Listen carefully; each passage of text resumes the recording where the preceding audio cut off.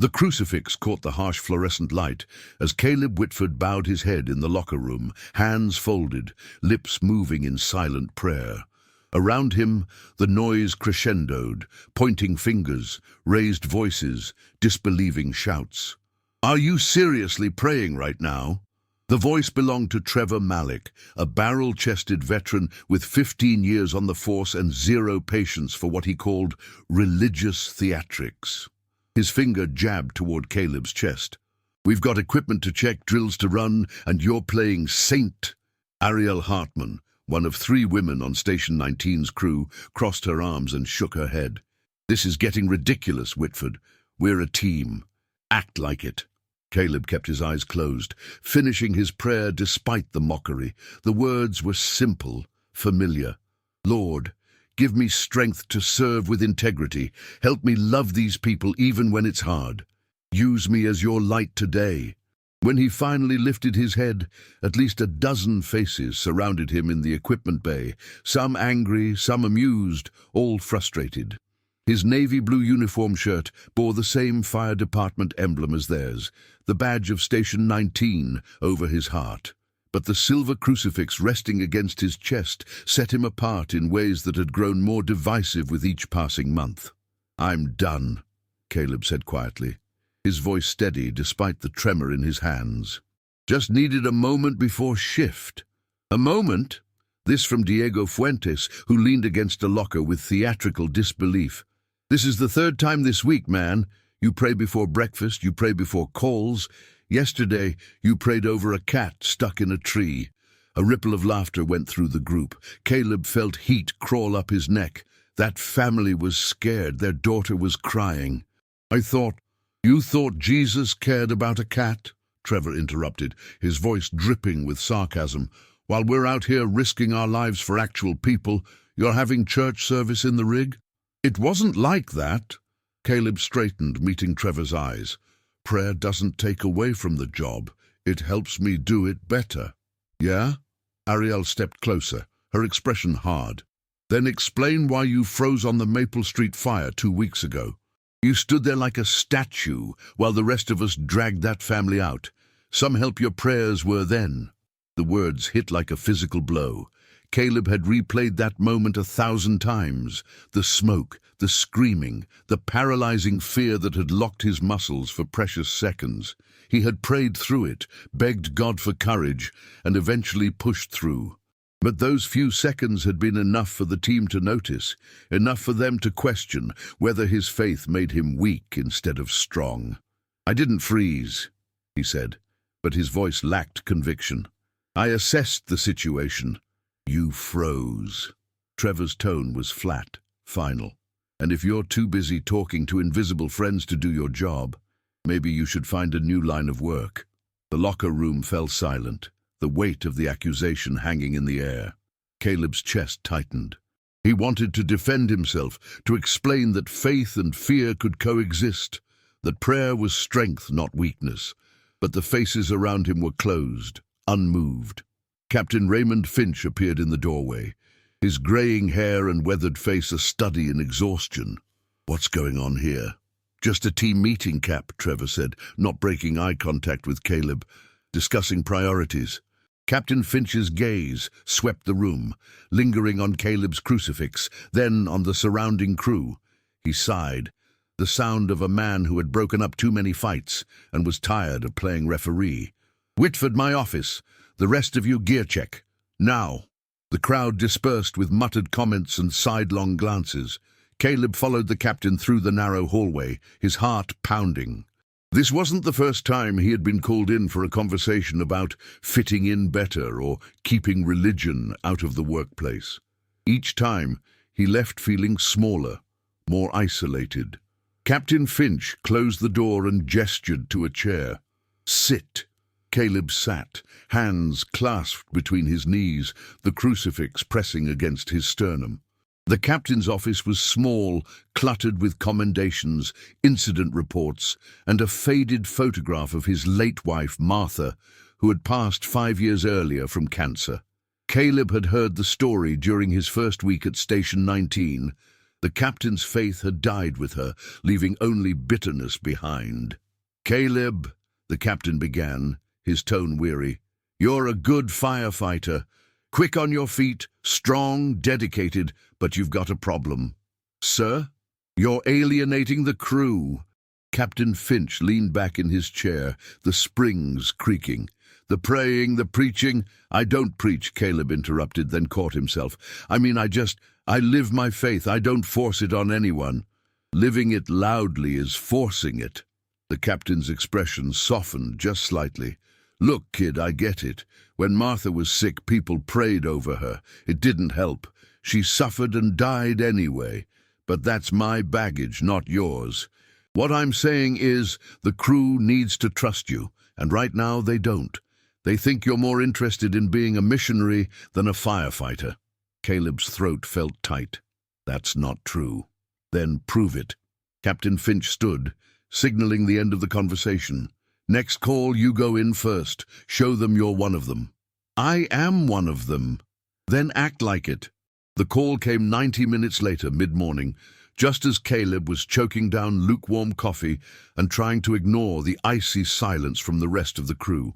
The alarm's piercing wail sent everyone scrambling, boots hitting the floor, gear grabbed in practice motions. "Structure fire, 1700 block of Ashwood Lane." The dispatcher's voice crackled over the intercom. "Reports of multiple occupants trapped. Engine 19, ladder 7, respond." Caleb's pulse spiked as he yanked on his turnout coat and grabbed his helmet. Beside him, Trevor was already moving toward the engine, his face set in grim determination.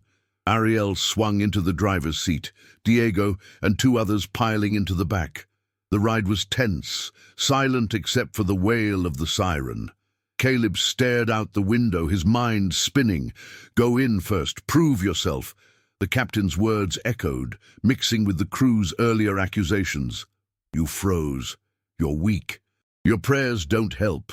He closed his eyes briefly, whispering under his breath, "Lord, if I'm doing this wrong, show me. If I'm supposed to be here, give me courage, please."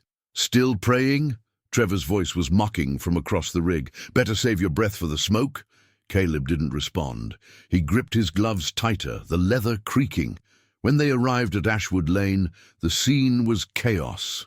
A 2-story colonial home was engulfed, flames pouring from the upper windows, black smoke billowing into the sky. A woman stood on the front lawn, screaming, her face streaked with soot. "My babies!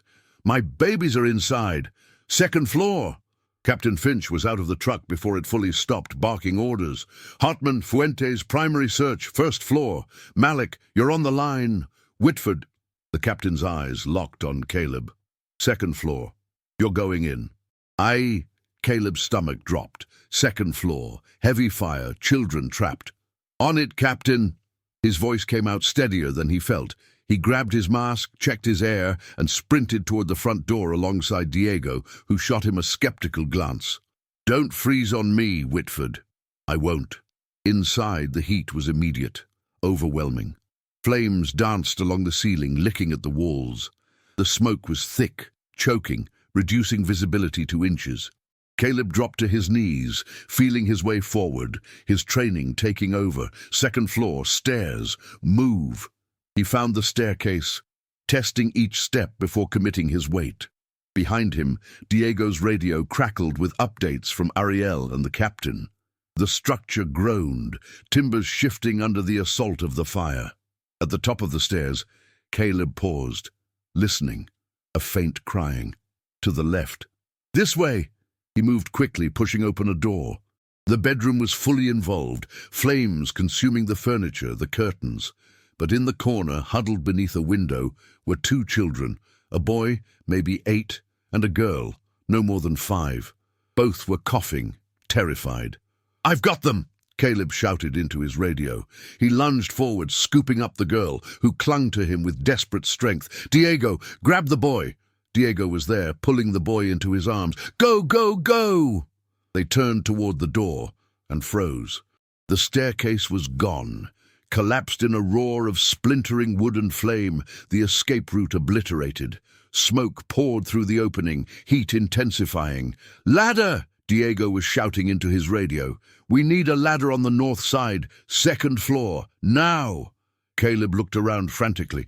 The window, they could break it, get to the ladder, but the flames were spreading fast, too fast. The ceiling above them cracked, sagging. "Window's our only shot," Caleb said, moving toward it.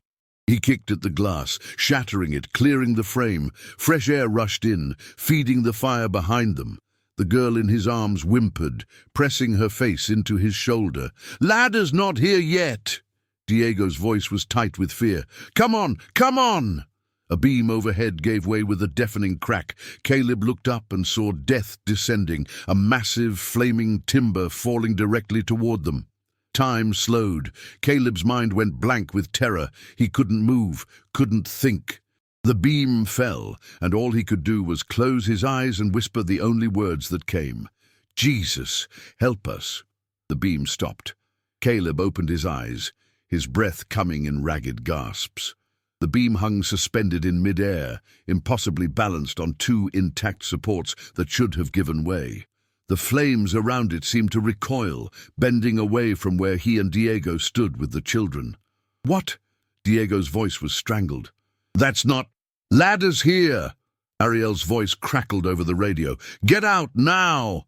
Caleb didn't question it. He shoved the girl through the window onto the ladder, then helped Diego past the boy. They scrambled out after them, the ladder swaying under their combined weight. Below, the crew worked frantically, water pouring onto the blaze. As Caleb's feet hit the ground, he turned to look back at the house. The second floor was collapsing inward, flames consuming everything. The beam that had hung suspended was now gone, swallowed by the inferno. The mother was sobbing, clutching her children. Paramedics rushed forward, checking vitals, administering oxygen. Caleb stumbled away, pulling off his mask, his lungs burning. "Whitford!" Captain Finch grabbed his shoulder, spinning him around. "What happened up there? Diego's saying, he's saying the fire stopped, that you—" "I prayed," Caleb said simply, his voice hoarse. "I prayed and... I don't know, Captain. I don't know what happened, but we're alive." The captain stared at him, something unreadable flickering across his face. Behind him the crew was gathering, their expressions shifting from skepticism to confusion, to something that might have been awe. Trevor was the first to speak. "I saw it. The beam. It just hung there." Ariel nodded slowly. The flames pulled back. "I thought it was the wind, but there was no wind." Diego stepped forward, his face pale. It was his prayer. "That's the only thing that changed. He prayed and the fire stopped." Caleb looked down at his hands, still trembling. "I didn't do anything. It wasn't me." "Then who?" Trevor's voice was quiet now, stripped of its earlier mockery. "Because that wasn't natural, Whitford. That wasn't luck." Caleb met his eyes, then looked around at the crew. "It was God. I know you don't believe that. I know you think I'm crazy, but I prayed, and he answered." The silence that followed was different from the hostile quiet of the locker room. This was a silence of reckoning, of minds wrestling with what they had witnessed. Captain Finch cleared his throat. "Pack up. We're heading back." The ride back to the station was subdued. No one spoke, but the tension had shifted. Instead of mockery, there was contemplation. Caleb sat in his usual spot, the crucifix heavy against his chest, his mind replaying the moment the beam stopped. He wanted to feel victorious, to bask in having his faith validated, but all he felt was humility. "I didn't do anything," he thought again. It was all him. Back at Station 19, the crew dispersed quietly. Caleb headed for the locker room to clean up, expecting to be alone. Instead, he found Trevor sitting on the bench, his turnout gear half removed, his head in his hands. "Trevor?" The older man looked up, his eyes red. "I owe you an apology." Caleb blinked, caught off guard. "You don't—" "Yeah, I do." Trevor stood, his broad shoulders sagging. "I've been a jerk, Whitford, to you, to anyone who talked about faith. I blamed God when my daughter got sick 3 years ago. Meningitis, she almost died, and I figured if he let that happen, what's the point? So I got angry, and I took it out on you."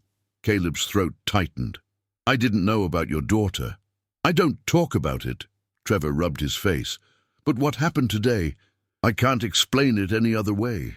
You prayed, and something changed. Maybe I've been wrong. Maybe we've both been wrong, Caleb said gently. I've been so focused on proving my faith is valid that I stopped seeing you guys as people. I stopped listening. I just reacted. Trevor managed a weak smile. You're a better man than me, Whitford. I'm not. Caleb sat on the bench, gesturing for Trevor to join him. I'm terrified most of the time. That moment on Maple Street when I froze. I was praying, yeah, but I was also scared out of my mind. My faith doesn't make me fearless. It just gives me something to hold on to when I am afraid. Trevor sat, the bench creaking. So what do? I don't know how to believe again. I don't even know if I want to. Start small, Caleb said. Ask God to show you he's real. That's all, just ask. Trevor nodded slowly. I'll think about it. The door swung open and Ariel entered, followed by Diego and several others. They looked hesitant, awkward, like kids approaching a teacher after class. Whitford, Ariel said, her voice softer than he had ever heard it. Can we talk? Of course. They formed a loose circle around him, and Caleb was struck by how different this felt from the earlier mockery. These were his teammates, his brothers and sisters in arms, and for the first time, they were looking at him with something other than disdain. What you did today, Ariel continued, I don't understand it. I'm not sure I believe it, but I saw it. We all did, and I'm sorry for how I treated you. You didn't deserve that. None of us did right by you, Diego added. We judged you without trying to understand. Caleb felt tears prick his eyes. I forgive you, all of you. And I'm sorry too. I've been stubborn and proud. I wanted to prove I was right instead of just loving you guys the way I'm supposed to. Trevor clapped a hand on his shoulder. So where do we go from here? We move forward, Caleb said. Together, as a team. Captain Finch found Caleb later that evening, sitting alone in the apparatus bay, cleaning his gear. The captain pulled up a chair, his weathered face thoughtful. You did good today, Whitford. Thank you, sir. But that's not why I'm here. The captain leaned forward, his elbows on his knees. I need to tell you something about Martha. Caleb set down his rag, giving the captain his full attention. When she was dying, Captain Finch said, his voice rough, I prayed every day, every night. I begged God to save her, and he didn't. She suffered and she died, and I decided that meant either God wasn't real or he didn't care. So I stopped believing. I'm sorry, Captain. Don't be. Not yet. The captain met his eyes. What happened today? I can't explain it, and it's making me wonder if I was wrong. Not about Martha dying. That happened, and it was awful, but about God not caring. He does care, Caleb said quietly, even when it doesn't feel like it, even when we lose people we love. How do you know? Because he sent his son to die for us, Caleb said, the words coming from somewhere deeper than intellect. That's not the act of a God who doesn't care. That's the act of a God who loves us so much he was willing to suffer too. Captain Finch was silent for a long moment. Then he nodded once, decisively. I want to understand that. Can you help me? I'd be honored, Captain. 3 weeks later, Caleb stood in the locker room again, head bowed, hands folded in prayer. The morning sun streamed through the high windows, warming his face. Around him, the crew prepared for the shift, checking gear, laughing, trading stories. But this time, when Caleb opened his eyes, he wasn't alone. Trevor stood beside him, hands clasped awkwardly, eyes closed. Across the bay, Ariel paused, watching, then quietly bowed her head. Diego followed suit, and one by one others joined in. Captain Finch stood in the doorway, arms crossed, a faint smile on his face. He didn't pray, not yet, but he didn't look away either. When Caleb finished, Trevor clapped him on the back. Thanks for this, man. I'm still figuring it out, but it feels right. It is right, Caleb said, smiling, and you don't have to figure it all out at once. None of us do. The alarm sounded, jolting everyone into motion.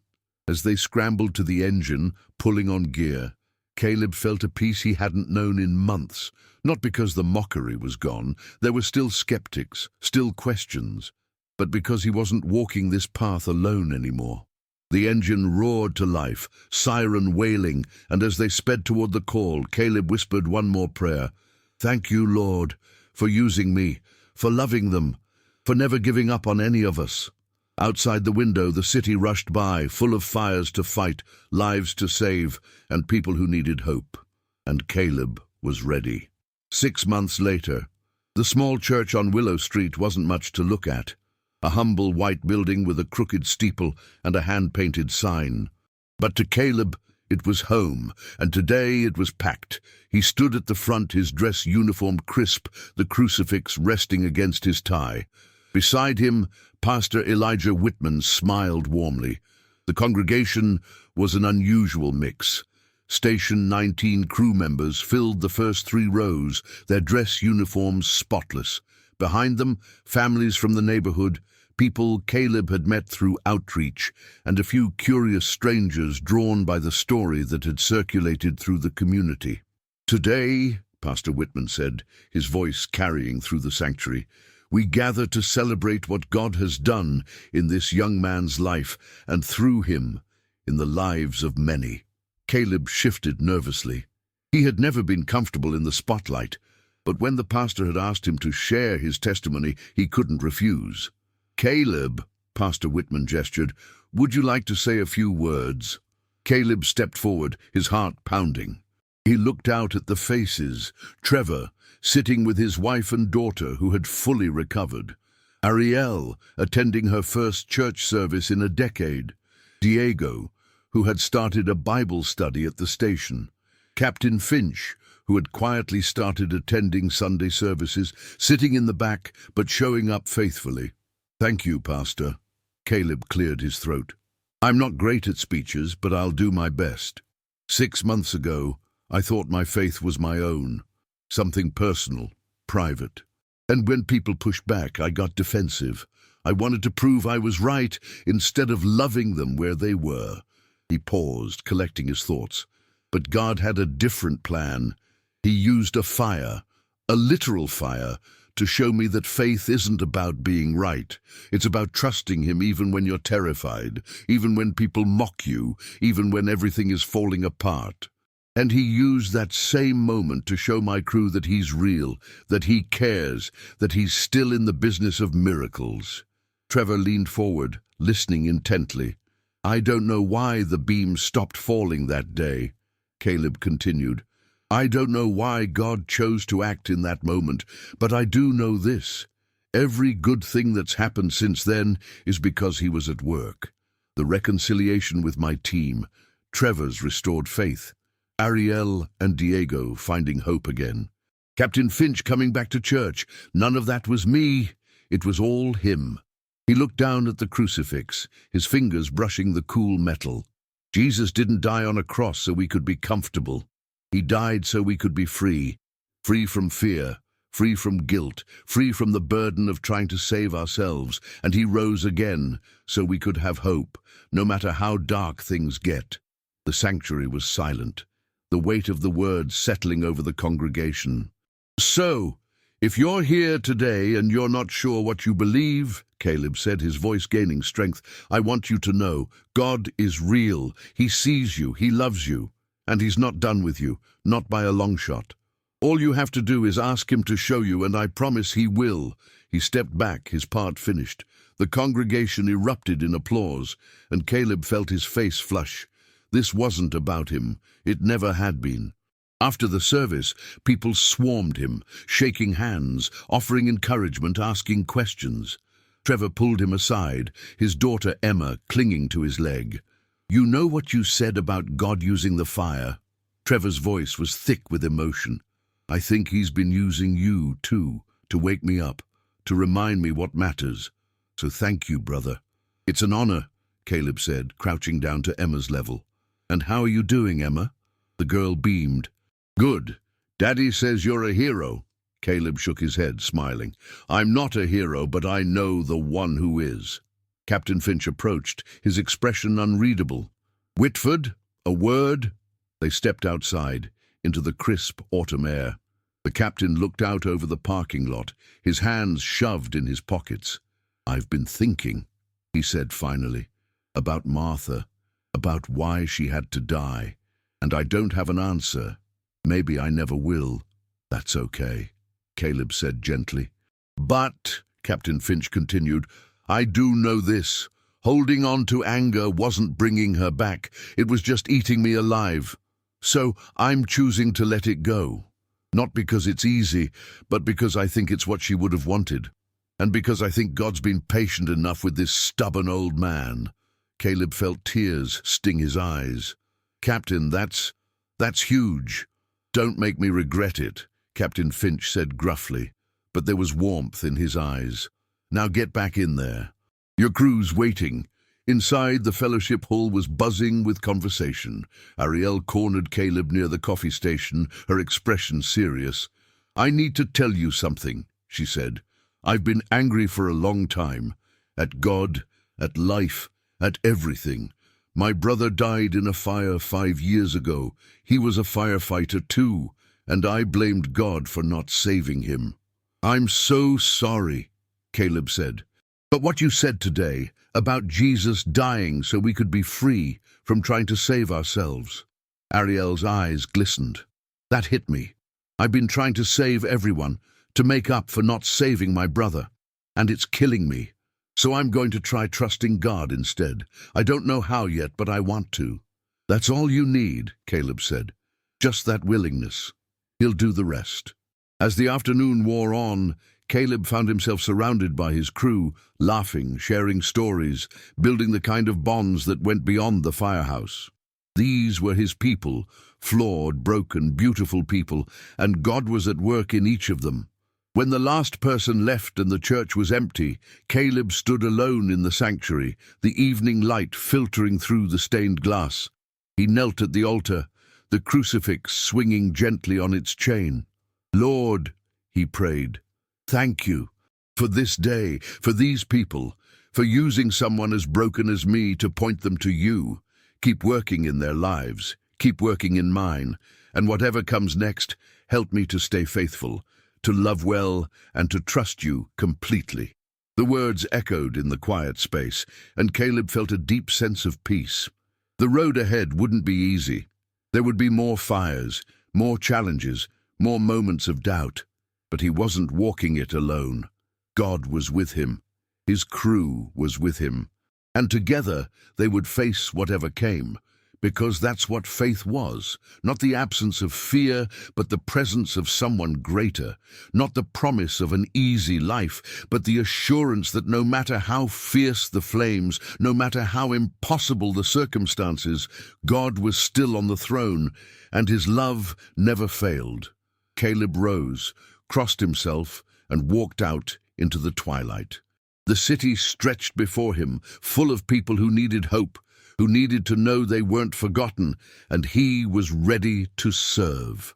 The crucifix gleamed in the fading light, a reminder of sacrifice, of love, of the one who stopped the flames, not just in a burning house, but in every human heart willing to surrender to him.